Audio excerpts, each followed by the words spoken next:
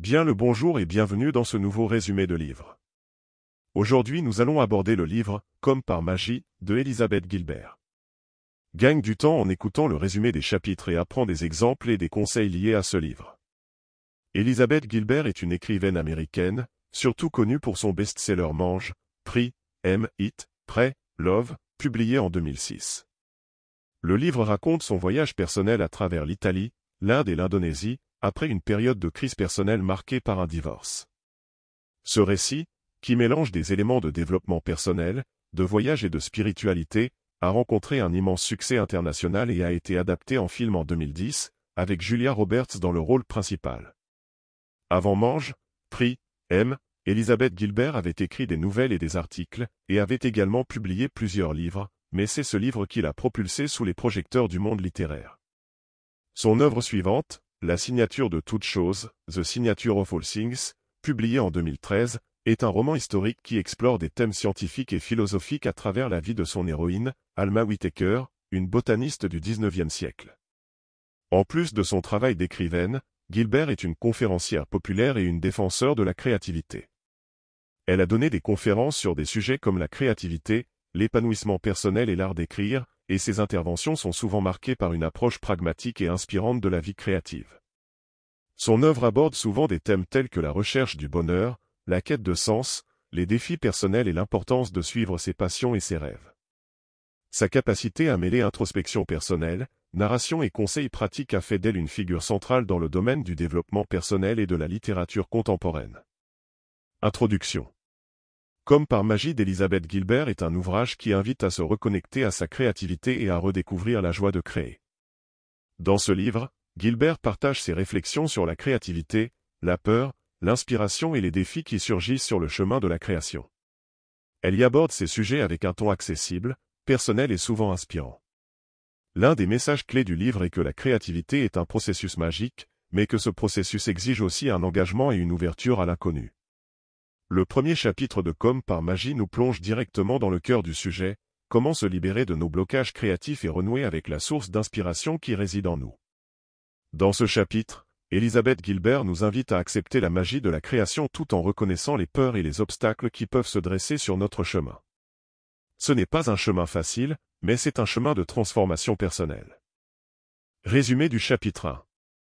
Le premier chapitre de Comme par magie commence par une réflexion sur la peur qui accompagne souvent les démarches créatives. Gilbert explique que, bien que nous ayons tous une certaine idée de la créativité, nombreux sont ceux qui, par peur du jugement, de l'échec ou de l'inconnu, freinent leur élan créatif. L'auteur commence par admettre que la création est un acte risqué. Lorsque l'on se lance dans la création, on s'expose à de nombreuses incertitudes, et cette peur de l'échec est omniprésente. Toutefois, elle affirme que cette peur ne doit pas être un obstacle, mais plutôt un signal qu'on est sur la bonne voie. La peur, selon Gilbert, est le compagnon inévitable du créateur. Pour illustrer ce point, Gilbert raconte ses propres expériences de création, notamment l'écriture de son livre Mange, Pris, Aime. Bien qu'elle ait connu un succès monumental avec ce dernier, elle reconnaît que le processus créatif était tout sauf facile.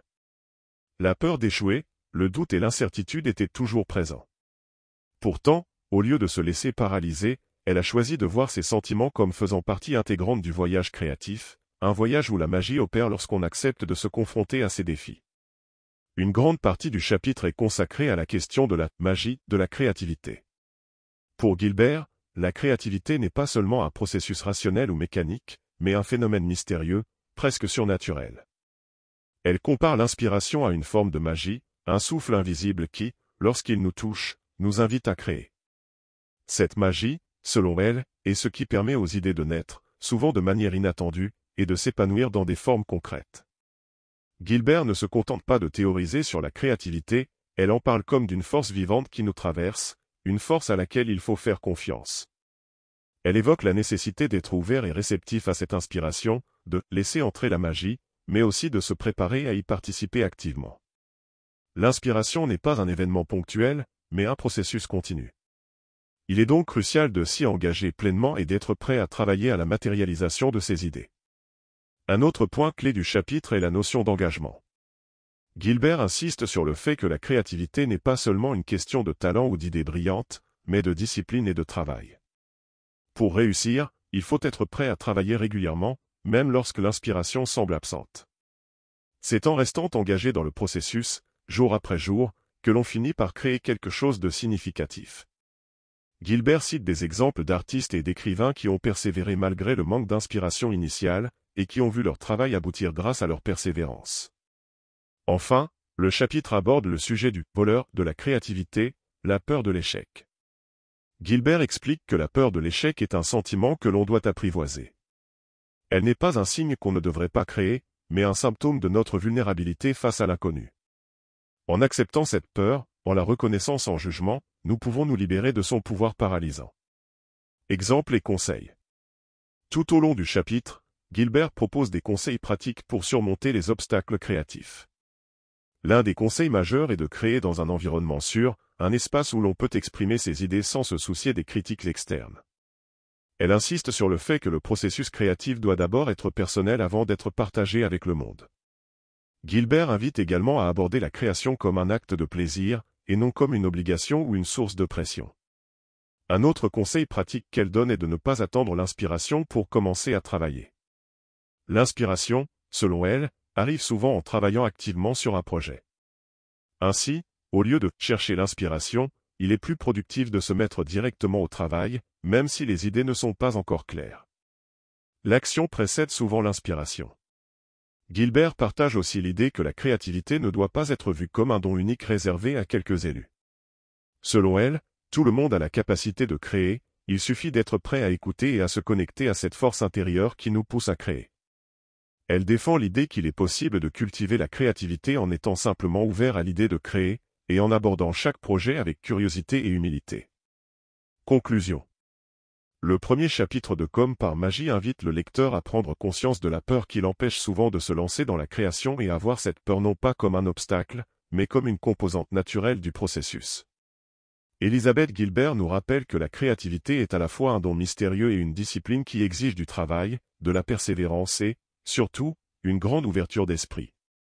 La véritable magie de la créativité réside dans l'acte de se laisser emporter par l'inspiration tout en y consacrant une attention et un engagement constant. La clé réside dans la régularité du travail, la persévérance dans l'effort, et la confiance en la magie qui nous traverse lorsque nous sommes ouverts à l'inconnu.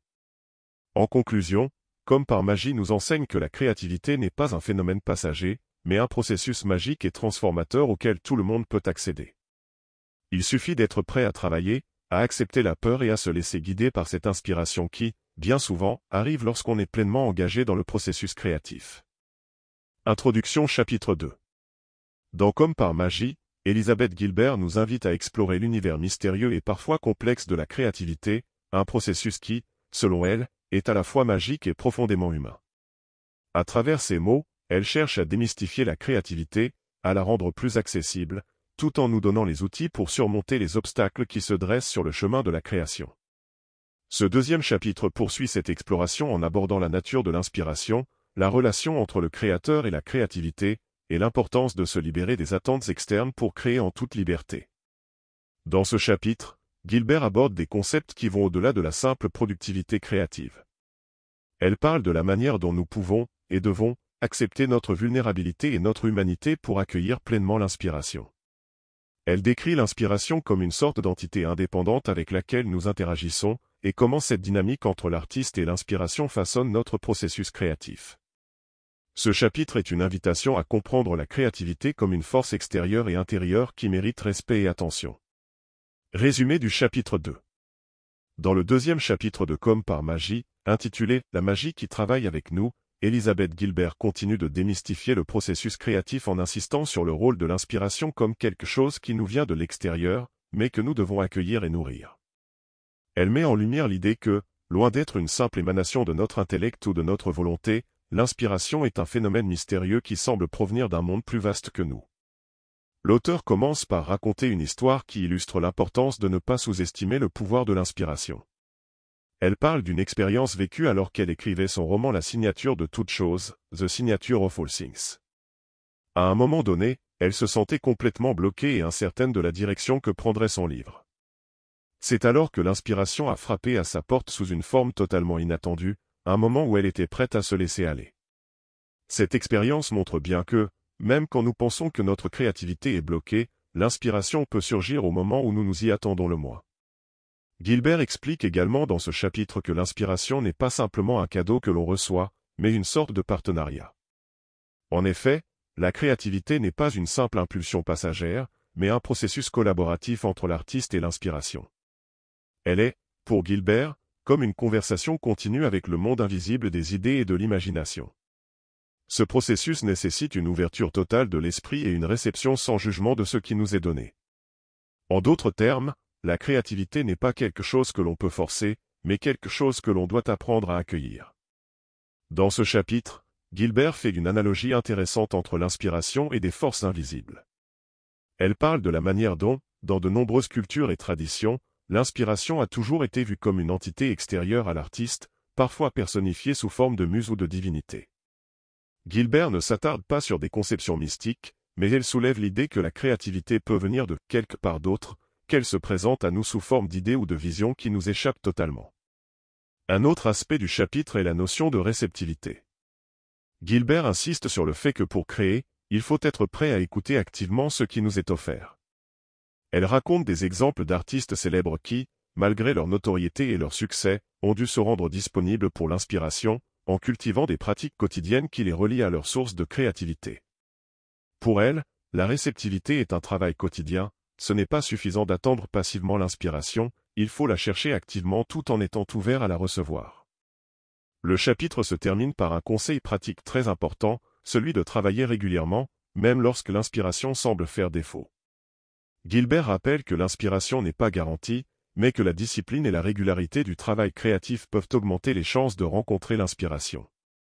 À travers des exemples concrets d'écrivains, de peintres et de musiciens, elle montre comment la persévérance et l'engagement dans le processus créatif permettent à l'artiste de rester en phase avec cette énergie créative, même lorsque la magie semble absente. Exemples et conseils. Dans ce chapitre, Gilbert donne plusieurs exemples de créateurs qui, malgré des moments de doute ou d'incertitude, ont persévéré dans leur travail. Elle cite le cas de l'écrivain John Updike, qui, après avoir écrit un grand nombre de livres et de nouvelles, affirmait qu'il n'écrivait pas pour des raisons intellectuelles, mais simplement parce qu'il avait une compulsion à le faire. Pour Gilbert, cette compulsion est un signe de l'importance de rester fidèle à soi-même, sans se laisser trop influencer par des attentes externes. Un autre exemple important est celui de l'artiste qui, même lorsqu'il traverse une période difficile, continue de se mettre au travail. Gilbert explique que, même si le processus créatif peut sembler par moments décourageant, il faut toujours garder l'esprit ouvert à ce qui peut surgir. Elle invite à considérer chaque moment de création, même difficile, comme une opportunité d'être réceptif à l'inspiration, car l'inspiration ne se manifeste pas toujours de manière spectaculaire, mais parfois à travers des gestes simples et quotidiens. Un conseil précieux qu'elle offre à ses lecteurs est de créer un espace sacré, pour la créativité, un endroit où l'on peut se concentrer pleinement sur son travail sans distraction. Cela peut être un bureau, un coin tranquille dans la maison, ou même un endroit en dehors de la maison, mais c'est un espace où l'on se sent à l'aise et où l'on peut se connecter profondément à sa pratique créative. L'importance de cet espace réside dans le fait qu'il nous aide à séparer le monde extérieur du monde intérieur, facilitant ainsi la réceptivité à l'inspiration. Conclusion. Le chapitre 2 de Comme par magie met en lumière la dimension mystérieuse et collaborative de la créativité. Elisabeth Gilbert nous invite à voir l'inspiration non comme une simple idée qui germe dans notre esprit, mais comme un phénomène extérieur à nous, une force avec laquelle nous devons apprendre à travailler. Ce processus nécessite de l'humilité, de la discipline et une ouverture sincère à ce qui nous est donné, sans chercher à forcer les choses. Le véritable conseil de Gilbert dans ce chapitre est de rester fidèle à la pratique créative, même lorsque l'inspiration semble absente. En cultivant des habitudes régulières, en restant réceptif à l'invisible et en travaillant avec persévérance, nous ouvrons la voie à cette magie qu'est l'inspiration. Ainsi, en faisant de la place pour la magie, tout créateur peut s'engager dans un processus qui dépasse l'individu, un processus à la fois personnel et universel, où la magie du monde se rencontre avec l'effort humain. Ce chapitre est une invitation à embrasser la beauté de la création, même dans ses moments les plus incertains, et à faire confiance à l'inspiration qui, bien qu'imprévisible, sait toujours trouver son chemin vers nous lorsque nous lui offrons une chance. Introduction chapitre 3. Dans Comme par magie, Elisabeth Gilbert explore les mystères et les joies de la créativité avec une profonde curiosité et un ton à la fois léger et sincère. Le chapitre 3 de ce livre continue son exploration des mécanismes invisibles de l'inspiration en s'attardant sur une dimension plus personnelle et pratique de la création, l'acte de se donner la permission d'être créatif. Gilbert insiste sur l'importance de se libérer des jugements externes, des attentes des autres, et des propres peurs qui empêchent de s'engager pleinement dans le processus créatif. Elle aborde également le concept de se laisser être créatif sans culpabilité, sans angoisse, et surtout sans se comparer à d'autres créateurs. C'est un chapitre qui met l'accent sur l'autoconnaissance, l'acceptation de soi, et la capacité à accueillir ses propres faiblesses et imperfections. Il s'agit ici de cultiver un état d'esprit ouvert et bienveillant vis-à-vis de soi-même, et d'accepter la créativité comme un processus fluide et évolutif. Gilbert insiste sur la notion de « permis de créer », un concept fondamental qui revient tout au long de ce chapitre. L'auteur nous invite à reconnaître que chaque individu a en soi le droit de créer, à sa manière, sans attendre une validation extérieure. Elle pousse à penser la créativité non comme un privilège réservé à quelques élus, mais comme un droit universel. Résumé du chapitre 3. Le chapitre 3 de Comme par magie, intitulé « La permission d'être créatif », met en lumière un obstacle majeur qui empêche beaucoup de personnes d'exprimer pleinement leur créativité, le manque de permission. Souvent, nous attendons une autorisation, un signe, ou la reconnaissance de nos efforts avant de pouvoir créer, et parfois, nous n'osons pas nous lancer du tout. Gilbert explique que cet obstacle psychologique trouve ses racines dans des peurs profondes et dans des attentes sociales, culturelles et familiales qui nous poussent à douter de notre propre légitimité à créer. Pour Gilbert, la première étape pour ouvrir la voie à la créativité est de se donner soi-même cette permission. L'idée est de se libérer des pressions extérieures et de se rappeler que la créativité est une expression humaine naturelle, accessible à tous. Tout au long du chapitre, elle décrit comment, au fil des siècles, la création a été perçue de manière élitiste, réservée à une certaine catégorie d'individus comme les artistes, les poètes ou les génies. Cette perception restreinte a contribué à faire naître un sentiment de honte chez ceux qui n'ont pas été formés dans des écoles prestigieuses ou n'ont pas reçu la reconnaissance formelle de leur travail. Gilbert raconte ses propres expériences, en particulier son parcours en tant qu'écrivaine, pour illustrer cette idée. Elle explique que, lorsqu'elle a commencé à écrire, elle a eu du mal à se voir comme une vraie écrivaine, parce qu'elle ne remplissait pas certains critères sociaux, elle n'avait pas de diplôme d'écriture, elle n'était pas issue d'un milieu littéraire, et ses premiers essais n'avaient pas encore été publiés. Elle se sentait illégitime dans son rôle de créatrice. Mais au fur et à mesure, elle a compris que le seul critère qui comptait était son désir de créer, et non l'approbation des autres. Un autre aspect du chapitre est la question du perfectionnisme. Gilbert souligne que l'un des plus grands ennemis de la créativité est le perfectionnisme, qui pousse les créateurs à être excessivement critiques envers eux-mêmes. Elle donne l'exemple d'un musicien qui, au lieu de jouer de la musique, passe son temps à se demander si chaque note sera parfaite. Ce perfectionnisme paralyse l'action et empêche l'artiste de prendre des risques, d'expérimenter, et surtout de s'amuser dans son travail. La solution qu'elle propose est de créer en lâchant prise, de ne pas chercher la perfection mais plutôt de se concentrer sur l'acte même de création. Gilbert évoque également l'importance de se défaire des attentes des autres. Trop souvent, les artistes, et les créateurs en général, s'imposent des contraintes externes, des critères qu'ils croient nécessaires pour être validés par le monde. Elle parle de l'illusion que la reconnaissance sociale est une fin en soi, et de la manière dont cette quête de validation peut étouffer la vraie créativité. Selon Gilbert, le secret réside dans l'acte de créer pour soi-même, non pour plaire aux autres. Ce n'est qu'en nous concentrant sur notre propre plaisir créatif que nous pouvons véritablement donner naissance à quelque chose d'authentique et original. Un autre point important soulevé dans ce chapitre est l'idée que la créativité n'est pas un don ou un talent réservé à quelques élus, mais une énergie à la disposition de tous. Gilbert rejette l'idée que seuls certains individus sont destinés à être créateurs. Pour elle, la créativité fait partie de notre nature humaine, un droit fondamental qui appartient à chacun. Elle encourage ses lecteurs à s'affranchir de l'idée qu'il y a des créateurs professionnels et des amateurs. Tous les individus ont la capacité de créer, peu importe leur niveau ou leur expérience. Gilbert termine ce chapitre en soulignant que se donner la permission de créer est une étape essentielle, mais ce n'est qu'une partie du chemin. Le véritable défi est de continuer à créer avec courage, même face aux échecs et aux doutes. Se donner cette permission est un acte libérateur qui ouvre la voie à une créativité plus authentique, plus spontanée et plus joyeuse. Gilbert conclut en disant que chaque créateur doit s'autoriser à se tromper, à échouer et à recommencer, car c'est ainsi que le processus créatif devient véritablement magique. Exemples et conseils. L'histoire de Gilbert. Elisabeth Gilbert raconte comment, au début de sa carrière, elle se sentait illégitime en tant qu'écrivaine. Elle évoque les critiques internes et les jugements externes auxquels elle était confrontée, et comment elle a dû apprendre à ignorer ces voix pour se concentrer sur sa propre expérience créative. Le perfectionnisme, un exemple concret que Gilbert donne est celui d'un musicien qui se sent paralysé par l'idée que chaque note doit être parfaite. Elle compare cela à une sorte de paralysie de la créativité, qui empêche l'artiste de se laisser aller à l'expérimentation. Son conseil est de laisser la musique sortir, même si cela semble imparfait, car c'est dans l'imperfection que réside souvent la beauté. Créer pour soi-même, un conseil fondamental que Gilbert donne est de se détacher de la quête de validation. Elle parle de créer pour le plaisir et non pour la reconnaissance, soulignant que c'est dans cet espace libre que l'on peut vraiment s'exprimer de manière authentique.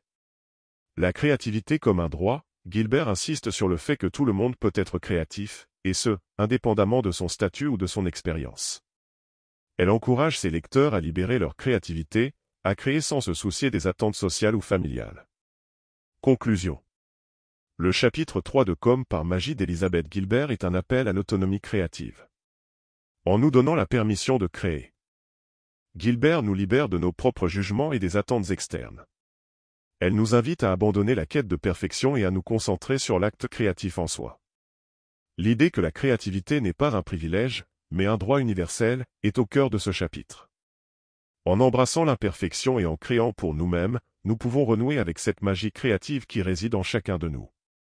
Le message principal de ce chapitre est simple mais puissant, créer sans culpabilité, sans doute, et sans crainte de l'échec. La véritable magie réside dans le processus même de création. Introduction chapitre 4. Comme par magie d'Elisabeth Gilbert est un voyage dans l'univers fascinant et parfois insaisissable de la créativité. Dans le chapitre 4 de son livre, Gilbert continue de développer sa réflexion sur la manière dont les créateurs peuvent accueillir la magie de la création dans leur vie. Mais dans ce chapitre particulier, elle aborde un thème crucial, l'importance de l'engagement et de la discipline dans le processus créatif. La créativité, bien qu'inspirée par des forces mystérieuses et souvent insaisissables, ne doit pas être laissée au hasard. Gilbert nous invite à prendre cette magie au sérieux, à travailler avec elle et à faire preuve de constance et de discipline dans nos pratiques créatives. Ce chapitre est une invitation à comprendre que la créativité ne relève pas uniquement de l'inspiration fugace, mais aussi de la persévérance et de l'engagement quotidien. La magie est là, certes, mais il nous incombe de lui offrir une forme concrète et continue dans notre vie. Ce chapitre montre comment l'équilibre entre l'ouverture à l'inspiration et l'investissement personnel est essentiel pour nourrir la créativité de manière durable. Résumé du chapitre 4. Le chapitre 4, intitulé « Le travail n'est pas magique », se concentre sur une idée fondamentale, la créativité exige à la fois de la passion et de la rigueur. Gilbert met en lumière un paradoxe auquel font face de nombreux créateurs. D'une part, la créativité est perçue comme une forme de magie, une étincelle qui jaillit spontanément, mais d'autre part, pour que cette étincelle se transforme en quelque chose de concret et de durable, il faut fournir un travail constant, une discipline et un engagement. Elle démystifie l'idée selon laquelle la création serait un processus purement inspiré et sans effort, en expliquant que même les plus grands créateurs doivent mettre en place une routine, une structure et une régularité dans leur travail.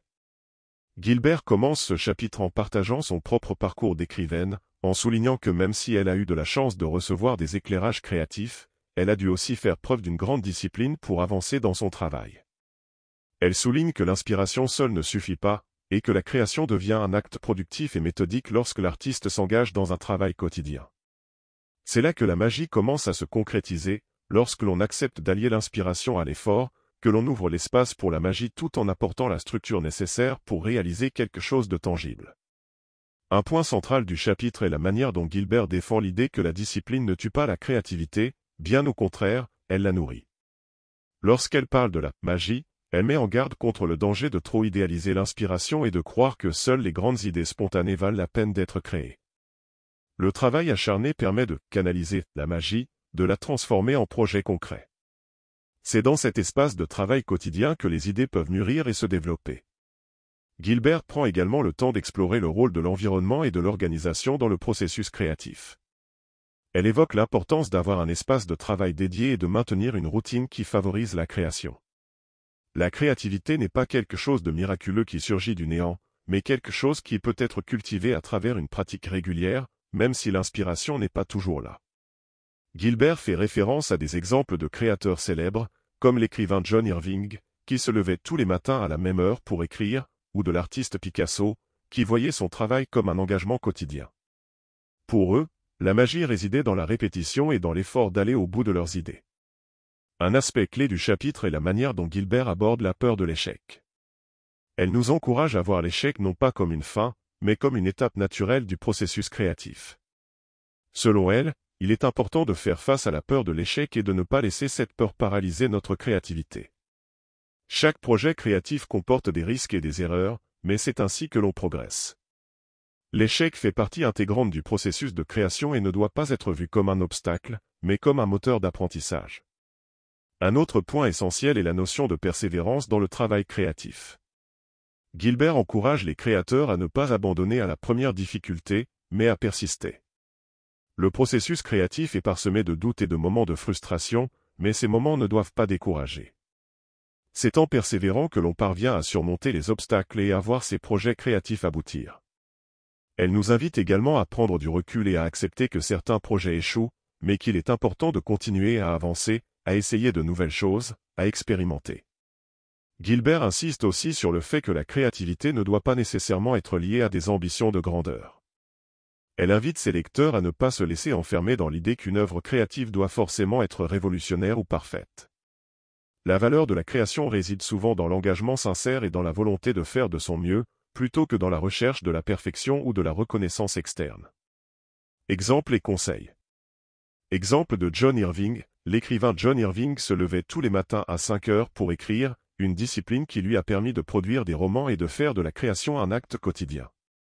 Gilbert utilise cet exemple pour illustrer comment la rigueur et la régularité dans le travail créatif sont essentielles à la réalisation de projets. Le rôle de l'échec, Gilbert raconte comment l'échec fait partie de l'apprentissage créatif. Elle cite l'exemple d'un écrivain qui peut passer des mois à écrire une histoire, pour finalement l'abandonner. Ce n'est pas un échec définitif, mais un pas dans l'évolution du créateur. L'échec devient une source de croissance et d'amélioration. Créer sans pression, un autre conseil clé que Gilbert offre est de créer sans la pression de devoir être parfait ou réussi. Elle invite ses lecteurs à lâcher prise sur l'obsession de la perfection et à apprécier le simple acte de création. Pour elle, l'essentiel est de se montrer fidèle à soi-même et d'investir pleinement dans chaque projet, même s'il n'atteint pas toujours les objectifs envisagés. Conclusion. Le chapitre 4 de Comme par magie propose une réflexion profonde sur la manière dont la créativité se nourrit du travail et de la discipline. Elisabeth Gilbert rejette l'idée que l'acte créatif soit uniquement une question de magie ou d'inspiration divine, pour insister sur la nécessité de l'engagement personnel. Elle nous invite à équilibrer la liberté créative avec un cadre structuré et une pratique régulière. Ce chapitre nous rappelle que la créativité est un acte de persévérance, un processus continu qui nécessite non seulement de l'inspiration, mais aussi un travail acharné. L'équilibre entre ces deux dimensions, la magie et le travail, est essentiel pour mener à bien nos projets créatifs. L'échec et les moments difficiles font partie du chemin, et Gilbert nous encourage à persévérer, à continuer à créer sans se laisser intimider par les obstacles. La véritable magie de la création réside dans la constance, l'engagement et la volonté d'aller au bout de nos idées. Introduction chapitre 5. Comme par magie d'Elisabeth Gilbert est un guide inspirant pour tous ceux qui veulent libérer leur potentiel créatif. Après avoir exploré les mystères de l'inspiration et de la discipline dans les chapitres précédents, Gilbert se plonge ici dans un aspect fondamental de la création, la peur.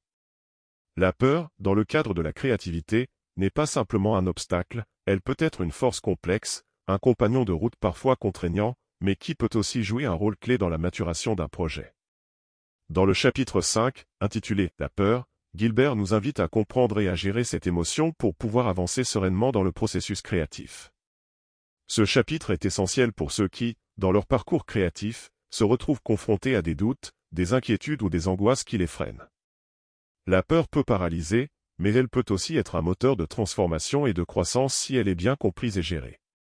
Gilbert y aborde la nature de la peur, comment elle se manifeste, mais aussi les stratégies pour la surmonter et l'utiliser à son avantage.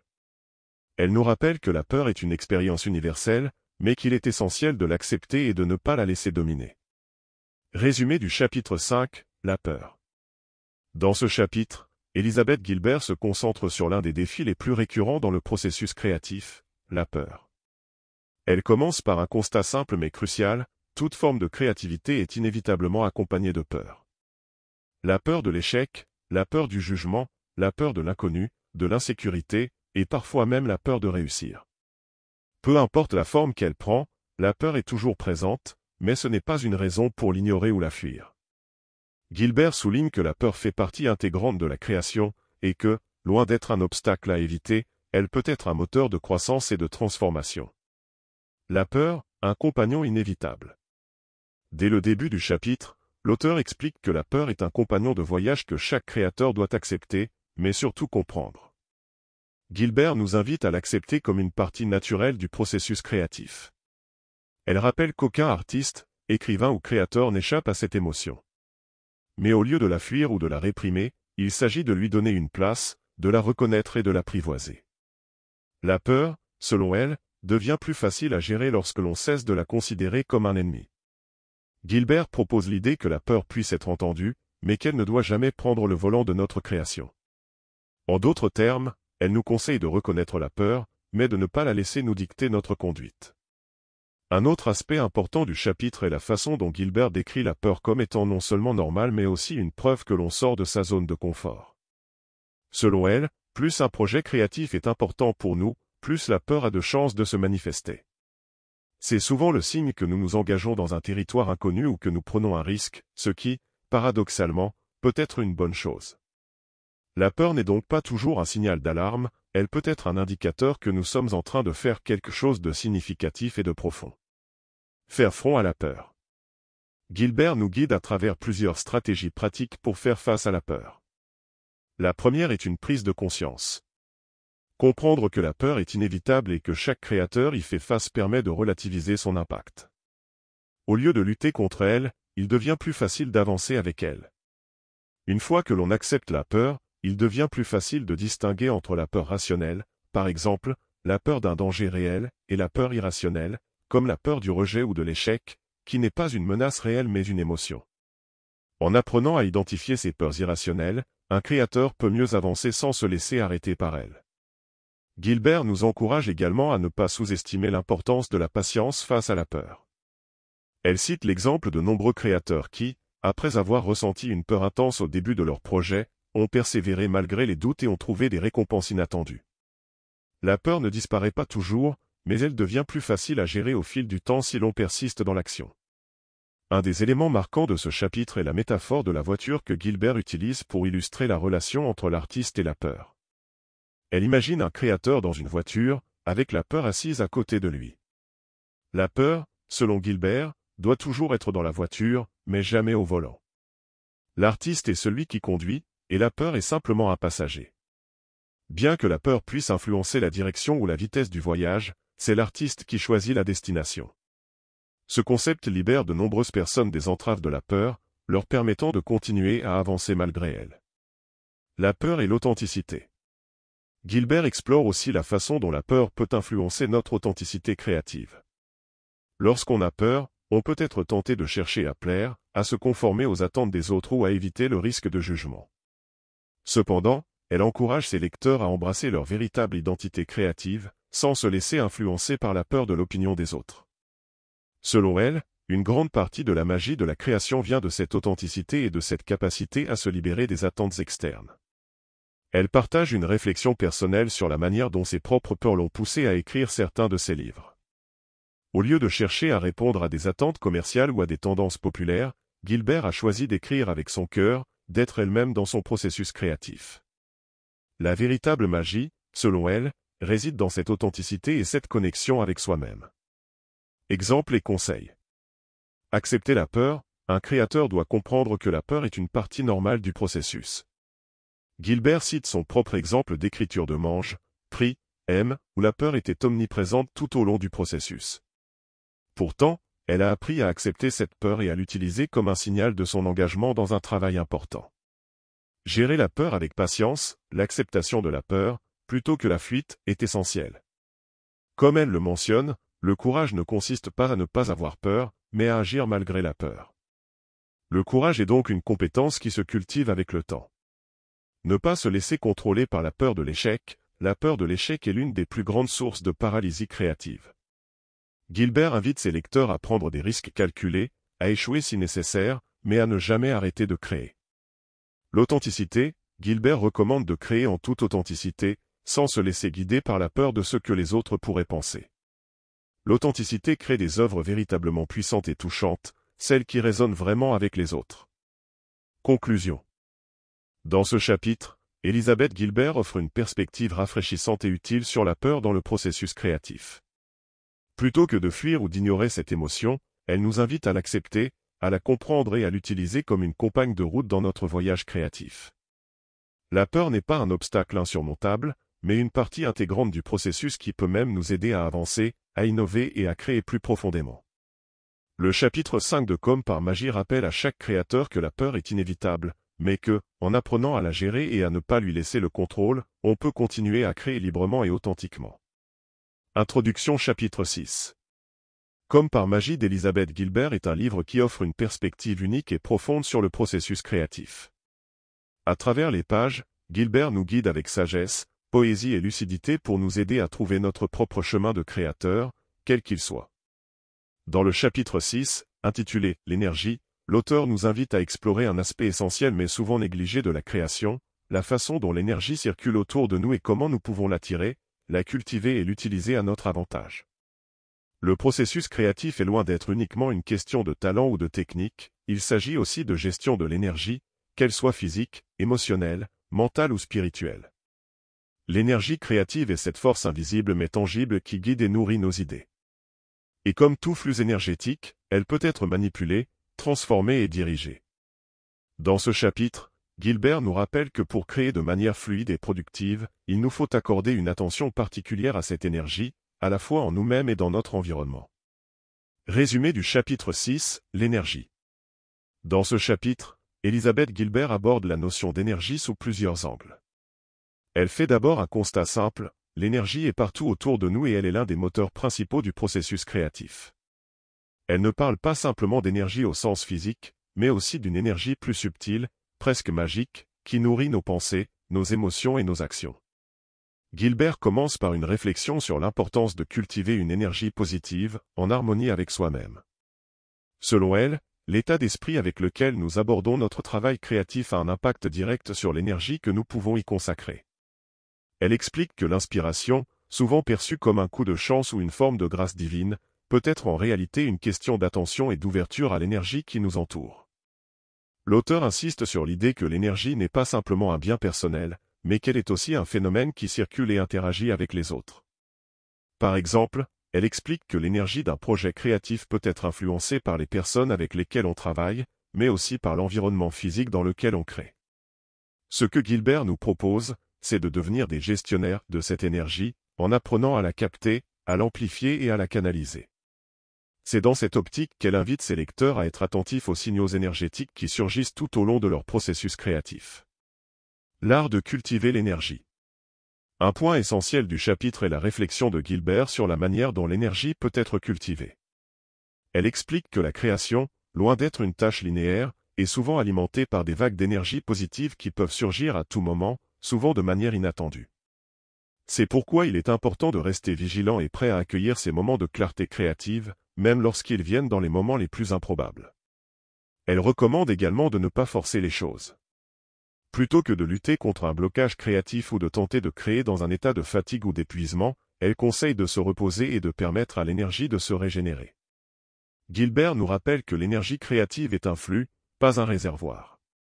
Il est donc important d'accepter les périodes de calme et d'inactivité créative, tout en sachant que l'énergie reviendra lorsque le moment sera venu. C'est là une idée fondamentale de Gilbert, le processus créatif n'est pas une course effrénée, mais une danse avec les flux et reflux de l'énergie. Le flux de l'énergie et la pratique. Gilbert développe également l'idée que le flux énergétique peut être cultivé à travers la pratique régulière. Elle fait une comparaison avec le travail d'un athlète qui doit entretenir son corps pour performer.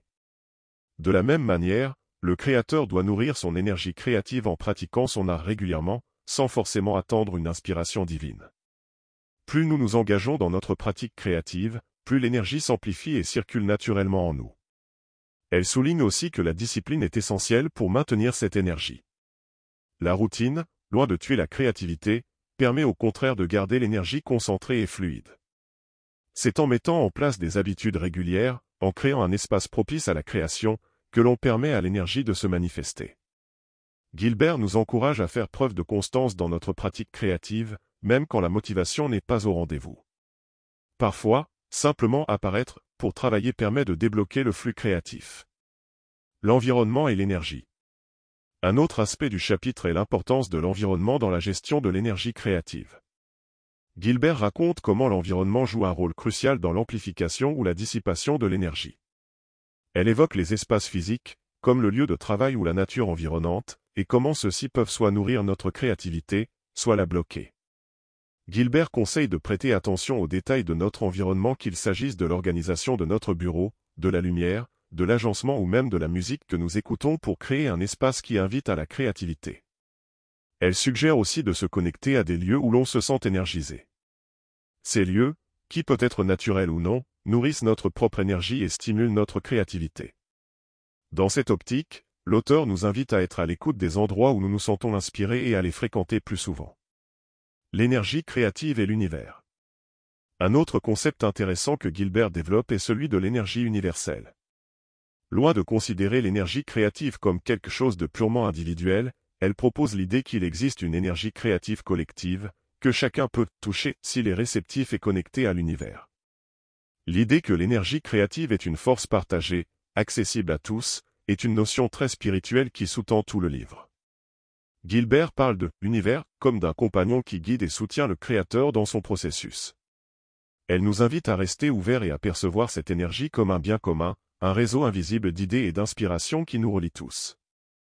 Dans cette optique, elle nous encourage à avoir foi en ce flux énergétique, même lorsqu'il semble capricieux ou difficile à cerner.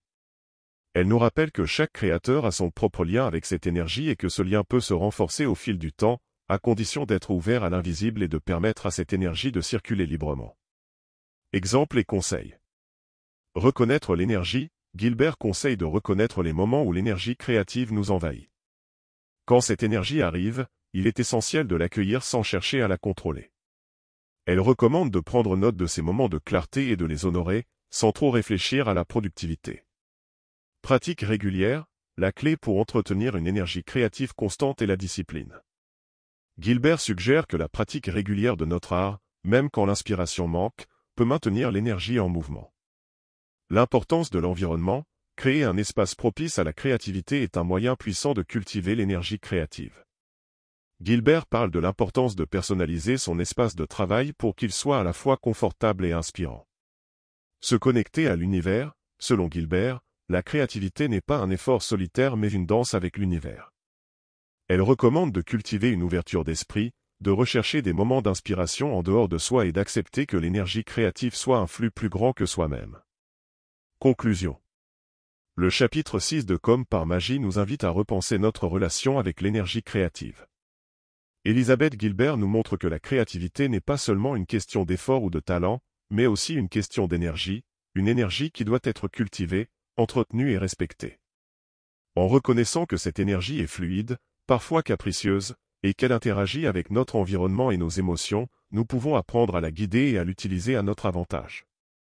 Gilbert nous rappelle que la clé de la création durable réside dans notre capacité à être attentif à l'énergie qui nous entoure, à cultiver notre propre énergie intérieure et à nous ouvrir à l'invisible pour co-créer avec l'univers. Ainsi, ce chapitre nous invite à une approche holistique de la création, où l'énergie est l'une des forces principales et les plus subtiles qui soutient nos idées, nos projets et notre parcours créatif. Conclusion ultime sur Comme par magie d'Elisabeth Gilbert.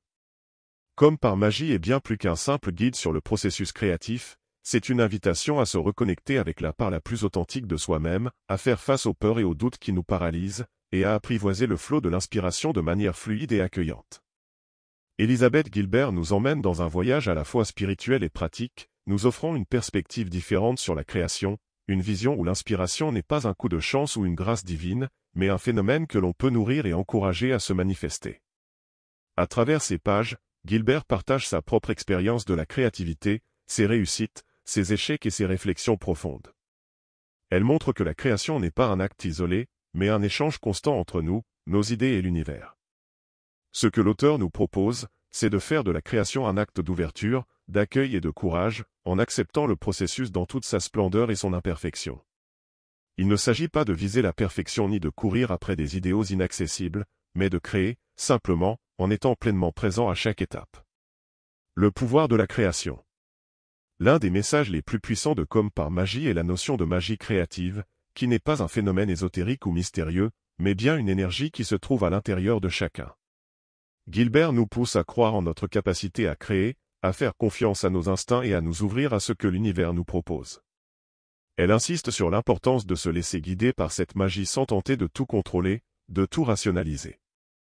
L'acte créatif, selon elle, est une danse subtile entre la volonté humaine et une énergie plus grande, une force collective à laquelle nous avons tous accès.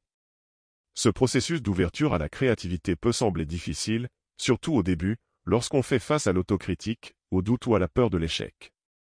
Mais, comme Gilbert le rappelle tout au long du livre, la magie de la création naît souvent de ces moments de vulnérabilité, de la capacité à sauter dans l'inconnu et à suivre l'inspiration sans savoir où elle nous mènera. L'art de gérer l'énergie. Le livre nous enseigne également l'importance de comprendre et de gérer l'énergie créative. Gilbert explique que l'inspiration ne peut pas être forcée et que, souvent, la meilleure chose à faire est de se reposer, de se détacher et d'accueillir les moments de calme. Plutôt que de travailler sans relâche, elle propose de nourrir l'énergie créative de manière régulière et disciplinée, mais sans pression excessive. La pratique régulière, même sans inspiration immédiate, peut entretenir l'énergie nécessaire pour créer de manière constante. Dans ce contexte, Gilbert parle également de l'importance de l'environnement, qu'il soit physique, émotionnel ou mental. Le lieu où nous créons, les personnes avec qui nous partageons notre énergie et même nos propres pensées jouent un rôle majeur dans notre capacité à cultiver une énergie créative fluide. Chaque aspect de notre environnement influence l'énergie créative, et il est essentiel de prendre soin de ces éléments pour en maximiser le potentiel. La création comme voie de connaissance de soi. Un autre thème majeur du livre est la découverte de soi à travers le processus créatif. Gilbert nous invite à voir la création comme un miroir de nos émotions, de nos peurs et de nos désirs. À travers notre art, nous découvrons qui nous sommes vraiment, bien au-delà de ce que nous croyons être ou de ce que le monde attend de nous. Le processus créatif devient ainsi une forme de connaissance de soi, une exploration de notre monde intérieur, où chaque œuvre finit par être une expression pure de notre authenticité. C'est une manière de s'affirmer, de prendre possession de sa propre vie et de son histoire. Mais plus encore, l'auteur suggère que la création est un acte d'altruisme. En partageant nos œuvres avec le monde, nous participons à un échange énergétique avec les autres, offrant notre propre lumière tout en permettant à d'autres de s'y refléter. Gilbert insiste sur le fait que l'acte de création ne se limite pas à soi-même, c'est une manière d'interagir avec le monde, de contribuer à la société, et de relier l'individuel au collectif. Le courage de créer. Au fil des pages, Gilbert évoque constamment la notion de courage. Le courage de se lancer, d'accepter l'inconnu, de persévérer même lorsqu'on se sent bloqué ou incertain. La peur est une compagne constante du créateur, mais elle ne doit pas être un obstacle. Gilbert nous encourage à embrasser la peur plutôt qu'à la fuir, à utiliser son énergie pour avancer et à rester fidèle à notre vision créative, même lorsque la route est semée d'embûches. Elle nous invite à nous débarrasser du fardeau des attentes extérieures, à nous libérer des jugements des autres et à renouer avec l'essence même de la création, l'expression authentique de soi. Le créateur doit oser, risquer, échouer et recommencer. C'est ainsi que naît l'œuvre, et c'est ainsi que naît le créateur lui-même. L'appel à la magie universelle. Enfin, Comme par magie nous rappelle que l'univers est toujours en mouvement, et que l'inspiration et l'énergie créative ne nous sont jamais complètement étrangères. Gilbert décrit cette relation avec l'univers comme une conversation silencieuse, une danse qui implique une confiance radicale dans le processus. Elle nous exhorte à écouter ce murmure intérieur, à reconnaître les signes, à accepter les moments d'incertitude, et à croire que la créativité est toujours présente, prête à s'exprimer dès que nous sommes prêts à l'accueillir. En somme, Comme par magie est une ode à la création, un manuel spirituel et pratique pour comprendre et naviguer dans le flux créatif. Il nous invite à nous libérer des blocages, des peurs et des attentes imposées, et à renouer avec notre propre énergie créative. Gilbert nous offre des clés pour nourrir cette énergie, pour vivre le processus créatif non pas comme un fardeau, mais comme une voie de joie, d'épanouissement et d'accomplissement personnel. Conclusion finale. Elisabeth Gilbert, à travers Comme par magie, nous invite à redécouvrir le plaisir et la liberté de la création. Elle nous encourage à vivre notre créativité de manière authentique et sans entrave, à rester ouverts aux possibilités infinies que l'univers met à notre disposition. En comprenant la magie, en gérant l'énergie et en cultivant la discipline, nous pouvons tous trouver notre propre voie créative et laisser libre cours à cette énergie merveilleuse qui est la nôtre. Le livre nous montre que la véritable magie réside dans la pratique, l'accueil de l'inspiration et la capacité à rester fidèle à soi-même. Si tu souhaites te procurer le livre, le lien est dans la description. Merci d'avoir suivi ce résumé et abonne-toi pour ne rien manquer.